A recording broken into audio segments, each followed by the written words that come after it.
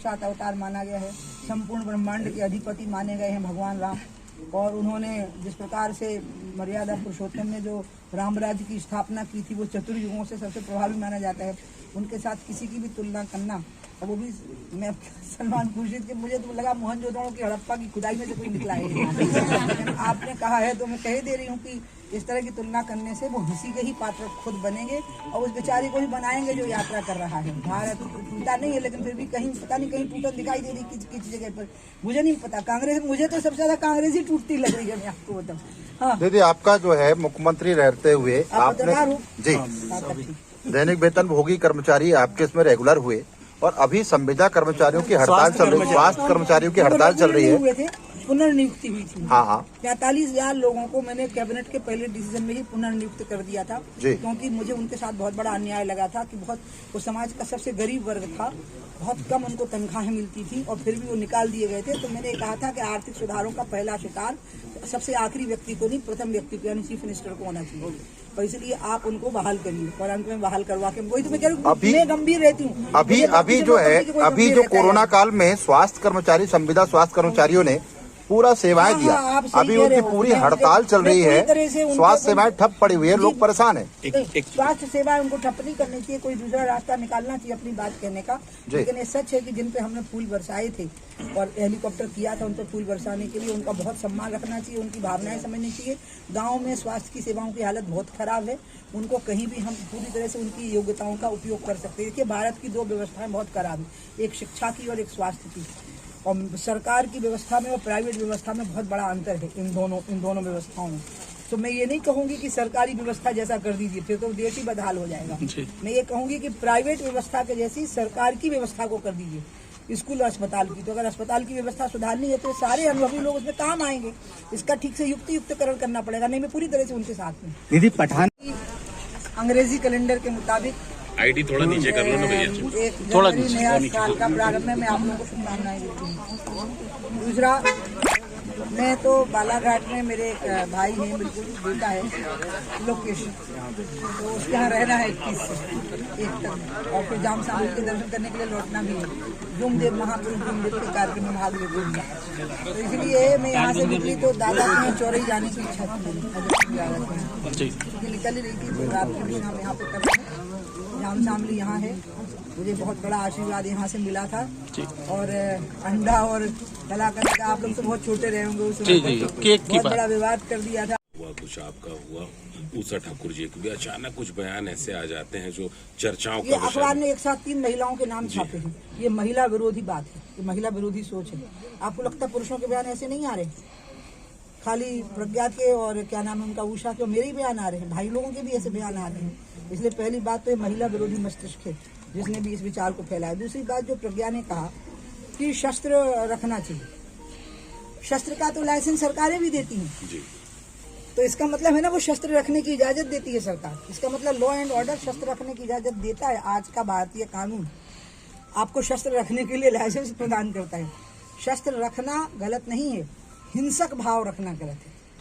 शस्त्र आपके हाथ में हो, लेकिन वो रक्षा के लिए हो, आत्मरक्षा के लिए या दूसरे की रक्षा के लिए। साहू जी बेचारे एक जबलपुर के बना के लाए थे बहुत अच्छा, और उसको उन्होंने कहा ये केक है जी, तो काट दीजिए। तो हनुमान जी को चढ़ाया हमने, उसके टुकड़े करके भोग लगा दिया।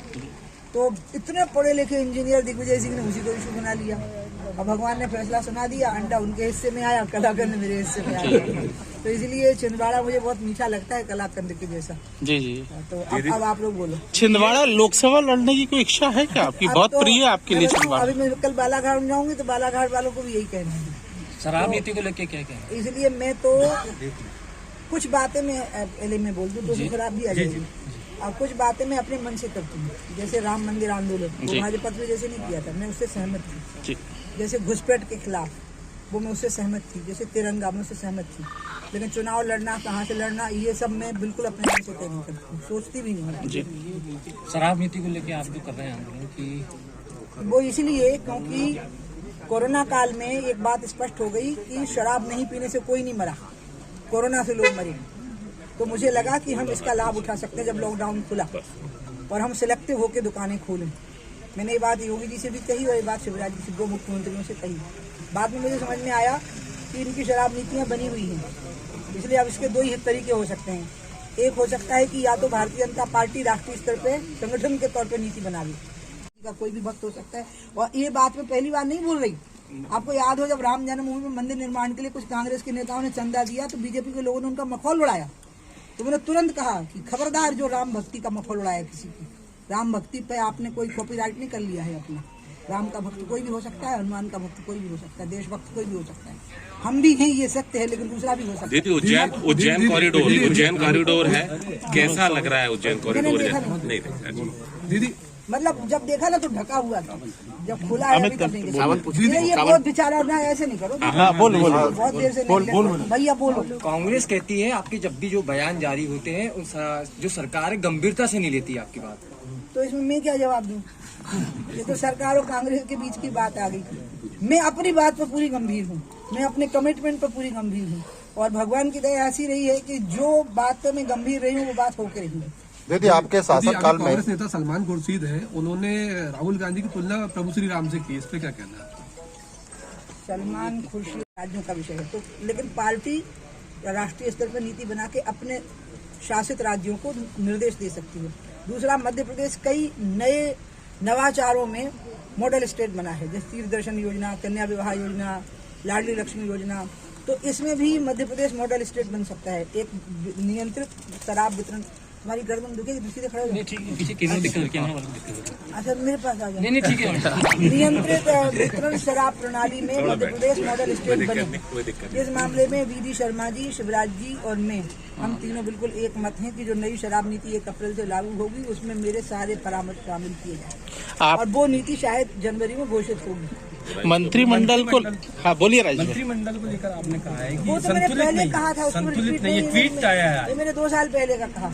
आप उसमें लिखा, आप पढ़ के ट्वीट पूरा पढ़ा करो भैया, तो फिर हमको देखिए ट्वीट और वीडियो इसका कोई खंडन नहीं कर सकता, क्योंकि वो ऑन रिकॉर्ड आपने दिया है, और आप उसमें जरा भी हेरा फेरी मैं तो नहीं कर पाऊंगी, जिसने किया मतलब हेरा फेरी नहीं कर सकता। आप उसको फिर से पढ़िए। अच्छा कब कहा है मैंने कहा 2 साल पहले मैंने ऐसा कहा। अभी संतुलित दीदी विधानसभा के पहले इस दौरे को आप, विस्तार ही नहीं हुआ।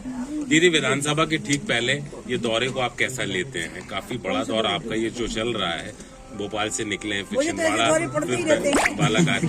मैं तो अभी अमरकंटक में थी 1 महीना, फिर मैं वहाँ, क्योंकि मैंने एक रोड मैप बनाया था अपना 5 साल का, जिसमें 2 साल गंगा जी के किनारे मुझे यात्रा संपूर्ण करने की, दुर्भाग्य से कोरोना की वजह से मैं 4 साल की थी। फिर 1 साल मैंने तय किया था कि मैं अपने मन के स्थानों पर रहूंगी, तो अभी मार्च से तो मुझे हिमालय चले जाना है, अभी बहुत बर्फ है इसलिए। तो इस बीच में मुझे उन सारे लोगों से मिलना था जिनसे मैं बहुत स्नेह रखती हूँ, तो चोरई वाले जो दादा हैं अजय सिंह, तो रास्ते में पड़ रहा है ना सारा, इसलिए वहाँ से होती हुई जा रही हूँ। इसका अभी कोई राजनीतिक मकसद नहीं है, शराब के पीछे भी बिल्कुल। अच्छा, जो लोगों ने, कई लोगों ने, ये जो शराब लॉबी है, देश की 3 लॉबी बहुत खतरनाक है, खा जाना चाहती है देश को। एक शराब लॉबी, एक खनन लॉबी और एक पावर लॉबी, जो नदियों को शोषण कर करके, वनों को काट करके जल्दी मंजूरी ले लेते हैं, पर्यावरण निकल जाना चाहते हैं। इसमें बहुत सावधानी बरतनी पड़ती है, और इसलिए मैं एक लाइन इसमें पकड़ गई हूँ। अब उन्होंने एक नई बात कह दी है कि बिहार में जहरीली शराब से मृत्यु हुई, तो क्या मुरैना में नहीं हुई थी जहरीली शराब से मृत्यु? यहाँ तो शराबबंदी नहीं है। क्या प्रतापगढ़ में नहीं हुई थी जहरीली शराब से मृत्यु? वहाँ तो शराबबंदी नहीं है। इसलिए ऐसी स्थितियों में मैं जरूर कुछ बातों को बहुत मुखर होकर बोल रही हूँ। जैसे मैंने राम मंदिर की आस्था पर कोई कंप्रोमाइज नहीं किया था। मैं शराब से नफरत करती हूँ और मैं गंगा के प्रति श्रद्धा का भाव रखती हूँ। मेरा बस चलेगा तो मैं शराब का नामो निशान मिटा दूंगी, लेकिन चूंकि मुझे ये मानना पड़ा कि एक नियंत्रित वितरण शराब प्रणाली होनी चाहिए और उस पर मैं बहुत आग्रही हूँ, तो इसलिए ये कुछ समय मैंने उसमें अपना लगाया है। ये लोधी समाज के कार्यक्रम में आपने कुछ कह दिया ऐसा जो बीजेपी के लिए नुकसानदेह। वीडियो देखिए जी, तो देख लीजिए, जो देखिए वीडियो में कही गई बात से मैं मुकर ही नहीं सकती हूँ जी, क्योंकि वो बात ऐसी नहीं है जो मैंने प्रिंट मीडिया को दी हो। तो देख लीजिए ना उसमें क्या कहा है, आप उसको स्पष्ट देखिए। मैंने बहुत सुंदर बात कही, कोई जाति, कोई समुदाय, कोई व्यक्ति किसी भी पॉलिटिकल सिस्टम का बंधक नहीं हो सकता लोकतंत्र में। मैंने ये कहा है और मेरा कहने का आगे भी यही मतलब रहेगा। हम कभी भी ये भ्रम ना पालें कि सारा हिंदू समाज हमारा वोटर होगा, नहीं हो सकता। उनकी अपनी आस्थाएं होगी। क्या सारा हिंदू समाज हमारा वोटर है? चाहे हमने भले ही राम मंदिर का निर्माण किया हो, ऐसा तो नहीं है। हिमाचल में हम अभी नहीं जीत पाए, तो क्या वो अहिंदू थे जिन्होंने हमें वोट नहीं दिया? तो इसलिए आप किसी धर्म को, आप किसी जाति को, आप किसी मत को और आप किसी व्यक्ति को जहां डेमोक्रेटिक सिस्टम है वहां बंधक नहीं बना सकते। ये बात मोदी जी ने भी कही और उन्होंने स्पष्ट कहा कि विपक्ष को बहुत मजबूत रहना चाहिए। मोदी जी लोकतंत्र में बहुत आस्था रखते हैं, ये परंपरा है हमारे यहाँ पर लोकतंत्र में आस्था रखने की। ये कांग्रेस में नहीं है ये परंपरा। इन्हें इमरजेंसी लगाई, इनने देश का, जैसे राहुल गांधी भारत जोड़ो यात्रा कर रहे हैं, तो आज मैं छिंदवाड़ा से ही, क्योंकि राहुल के बहुत करीबी हैं मेरे दादा भाई कमलनाथ जी, मुझे राहुल से पूछना कि भारत टूटा हुआ कहाँ दिख रहा है आपको, ये बता दो। हमें तो जुड़ता हुआ दिख रहा है, 370 हट गई है, तो भारत तो जुड़ गया, ज्यादा मजबूती से जुड़ गया है। और हम जो पीओ को है उस पर भी हम दावा कर रहे हैं कि वो भी हम इधर लेके आएंगे। तो भारत तो एक ही बार टूटा है जब कांग्रेस ने बंटवारा करवा दिया देश का। तो अगर भारत जोड़ना है तो उस हिस्से को लाने की बात करे कांग्रेस, जो भारत टूट गया कांग्रेस के समय पे। जोड़ों की कोई बात ही नहीं है। लोकतांत्रिक मूल्यों को हम ही मानते हैं और हमने यही सीखा है कि आप किसी को बंधक नहीं बना सकते। मैं ये बात कह रही हूँ, ना हिंदू समाज को, ना अन्य समाजों को, ना किसी जाति को, ना किसी समुदाय को, ना किसी व्यक्ति को आप ये नहीं मान सकते कि वो हमारे पट्टे में लिखा हुआ है। उनको पूरी, हाँ, पार्टी का कार्यकर्ता, पार्टी का मतदाता और पार्टी का नेता मर्यादा में बंधा हुआ है, लेकिन जो मतदाता है वो स्वतंत्र है। दीदी अचानक कुछ क्योंकि एक तो इतने मुख्यमंत्री थे उसमें कि समझ में नहीं आता था। मतलब एक मुख्यमंत्री नहीं था ना, वहाँ पर कई 3-4 लोग थे जो अपने आप को एक तो सुपर चीफ मिनिस्टर समझते थे, हमारे दादा भाई वही कलाकंद और अंडा वाले। तो इसलिए वो आप खुद भी कहते हैं कि मेरा चेहरा देख के ही वोट कम हो जाते हैं। तो अभी सब लोग मिलकर चला रहे थे, तो उसमें की परफॉर्मेंस तो आप बहुत अच्छी तरह से समीक्षा कर पाओगे, मैं नहीं कर पाऊंगा। दीदी एक चीज और आ रही है कि आप बहुत अच्छे सवाल कर रहे हैं, मुझे बहुत आनंद आ रहा है। कांग्रेस कहती है कि दीदी छिंदवाड़ा से आपका लगाव जो है काफी पुराना है। जाम सावली भी आप जाते रहेंगे। छिंदवाड़ा जाम सावली से, हाँ, छिंदवाड़ा जाम सावली से आपने चुनाव कैंपेन की शुरुआत की थी। कमलनाथ जी ने भी हनुमान जी का बड़ा मंदिर बनाया है, इस बारे में एक बार आप बताएं। तो अच्छा, बहुत अच्छा सवाल किया। जो बात मैंने अभी कही ना कि जाति, समाज और कोई संप्रदाय या समुदाय किसी पार्टी का बंधक नहीं हो सकता। भगवान राम और हनुमान भी ये बीजेपी के कार्यकर्ता नहीं है। जब बीजेपी का अस्तित्व नहीं था, जनसंघ नहीं था, पॉलिटिकल सिस्टम नहीं थे, मुगलों का शासन था तब भी हनुमान जी थे, अंग्रेजों का शासन था तब भी हनुमान जी थे, और जब कलयुग के प्रारंभ के पहले द्वापर था तब भी हनुमान जी और राजा रामचंद्र जी थे। अगर हम बीजेपी वालों ने ये भ्रम पाल लिया कि नहीं सब हमने आंखें खोली तो सूरज चांद निकल आए हैं, तो फिर हमारे लिए विनाशकारी साबित हो जाएगा। नेता हूँ, मेरी बातों से आपको लगा है कि मैं नेता टाइप की हूँ। दूसरा, मैं आप सबकी हूँ। मैंने संन्यास ले लिया है, मैं अयोध्या के लिए जान देने को तैयार थी। समस्त हिंदू समाज का एक अंश वो है, समाज भी है। मैं बस इस बात पर जरूर गर्व करती हूँ कि जो चापलूसी, चमचागिरी और साजिश मेरे स्वभाव में नहीं है, उसका कारण है कि उस जाति का रक्त मेरे अंदर है और इसलिए उनने मेरे अंदर एक गरिमा, एक गौरव, एक आत्माभिमान है जो उनके द्वारा मुझे प्राप्त हुआ है। बाकी तो मैं सब समाजों के बारे में ही एक ही बात कहूँगी, अगर आपने उनके वोट मांगे हैं और अगर आपने उनको उनसे मांगा है और उनने आपको बनाया है, तो आप सब चीज़ों का ध्यान रख करके चलो, सर्व समावेशी होकर के चलो, सर्व समावेशी। और ये बात मैं अभी नहीं बोल रही हूँ, मैं ये लगातार बोलती रही हूँ। अटल जी के समय पर भी मैं ये बात बोलती थी, जब मैंने 33% महिला आरक्षण, 33% महिला आरक्षण में से मैंने कहा था ST SC OBC का कंपोनेंट इसमें अलग कर दीजिए, क्योंकि जो पिछड़े वर्ग हैं, जो ST SC OBC हैं, वह भी वोट दे रहे हैं भाजपा को और वो अपना स्थान देखना चाहते हैं कि हमारा यहाँ पर हमारा क्या स्थान है, हमारी क्या जगह है। तो इसमें सबकी भागीदारी होनी चाहिए। तो उस समाज को मुझ पर गर्व करने का अधिकार है, लेकिन मैं तो सब समाजों की फिक्र करूंगी, आपकी भी करूंगी। Thank you.